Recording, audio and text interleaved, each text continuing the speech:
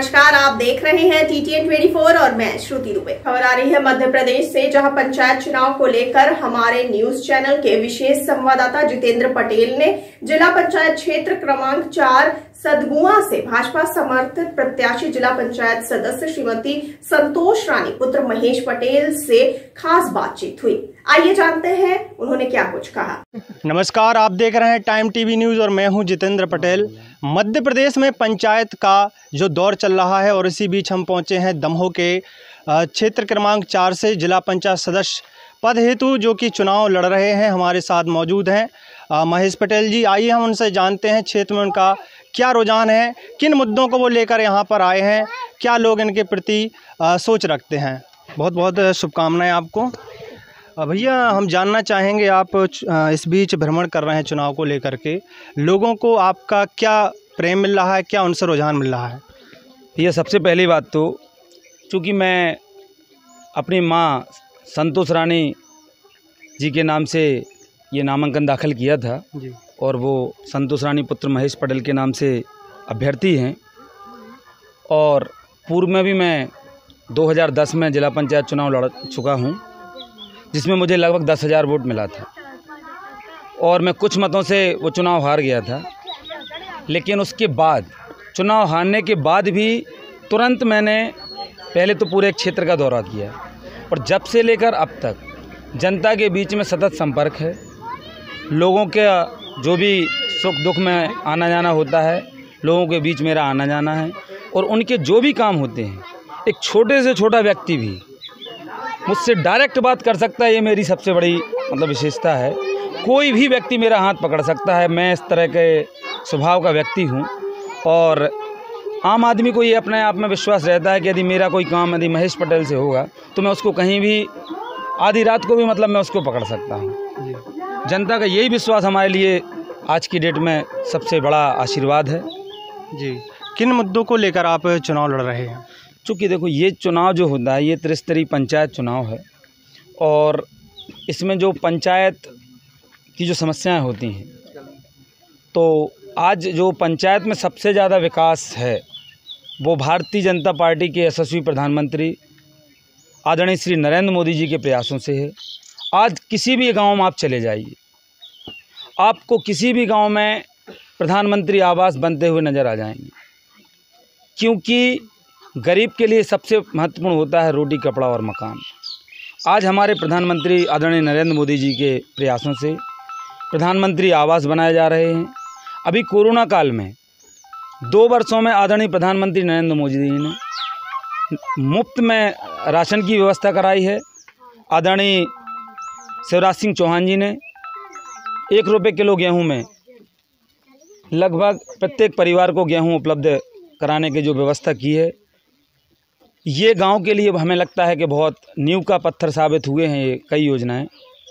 तो हमारी जो आदरणीय नरेंद्र मोदी जी की सरकार है, शिवराज जी की सरकार है, निरंतर गांव गरीब और किसान के लिए काम कर रही है और उसी को बिल्कुल हमारा लक्ष्य है अंत्योदय। भारतीय जनता पार्टी से चूँकि मैं समर्थित प्रत्याशी हूँ और भारतीय जनता पार्टी का एक ही ध्येय है कि जो समाज में अंतिम व्यक्ति है, अंतिम पंक्ति में खड़ा हुआ व्यक्ति, उसका उदय ही अंत्योदय है। और जब तक वो दुखी है, जब तक ये हमारी सरकार चैन से बैठने वाली नहीं है।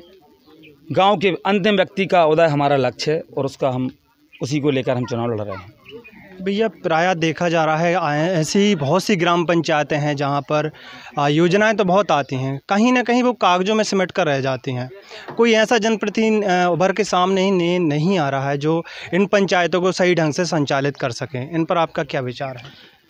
उसमें कहीं ना कहीं भैया हम ये प्रयास कर रहे हैं और हर वर्ग के बीच में कर रहे हैं। देखो, राजनीति करना एक अलग विषय होता है और काम करना एक अलग विषय है। यदि हम काम करना चाहते हैं तो उसमें हमें जनता की भी भागीदारी ज़रूरी है।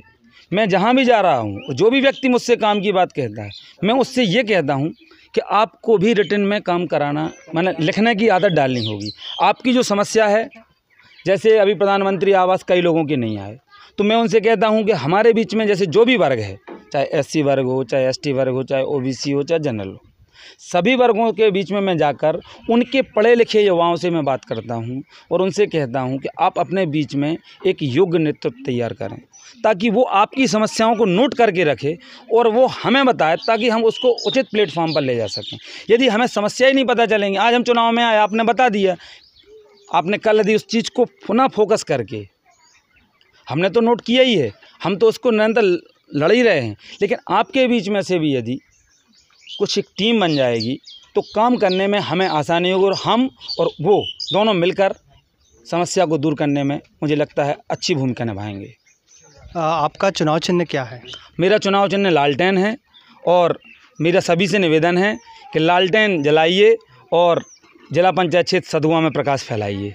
अंत में भैया आपसे एक ही सवाल, अगर आप जीत जाते हैं तो क्षेत्र विकास के लिए सबसे पहले कौन सा कार्य करेंगे आप? सबसे पहले हमारी प्राथमिकता है कि प्रत्येक ग्राम पंचायत में, जो कि हमारे प्रधानमंत्री जी की भी एक महत्वाकांक्षी योजना है जी, कि हर घर तक शुद्ध पेयजल पहुंचना चाहिए, क्योंकि जल है तो जीवन है।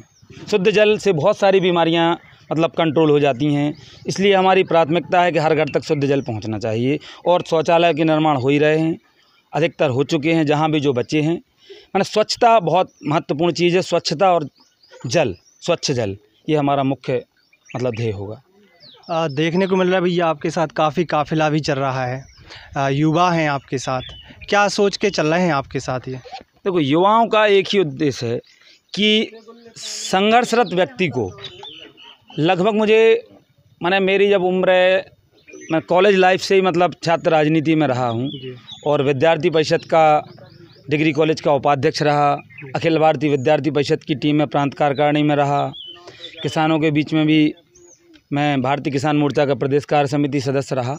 तो युवाओं और किसानों के बीच में मैंने लगातार काम किया है, और जब जिनके बीच में काम करेंगे और जो टेस्टेड हो जाता है ना, आदमी को भरोसा हो जाता है, तो वो साथ में अपने आप रहता है। जी, तो ये थे हमारे साथ जिला क्रमांक 4 से जिला पंचायत सदस्य प्रत्याशी महेश पटेल जी। इन्होंने अपने काफ़ी अच्छे विचार प्रकट किए, जो कि इनका मूल उद्देश्य है ग्रामीणों में जन जन तक विकास पहुंचाना। आप देख रहे थे टाइम टीवी न्यूज़ के लिए जितेंद्र पटेल, कैमरा दमोह।